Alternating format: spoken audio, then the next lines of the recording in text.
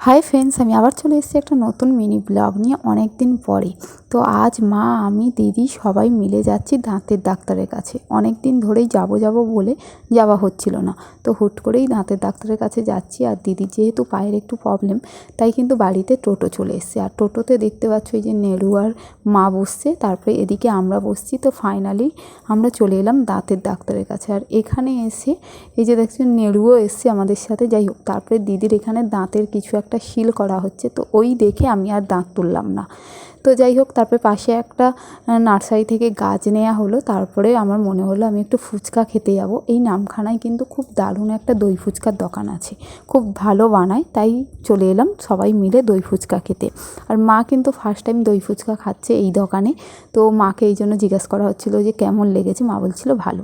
তারপরে এই যে আমরা টোটোয় উঠে পড়লাম আর বাড়ির পথে রওনা দিলাম। এটাই ছিল আজকের মিনি ব্লগ। তোমাদের কেমন লাগলো অবশ্যই কমেন্ট করে জানিও। তো চল।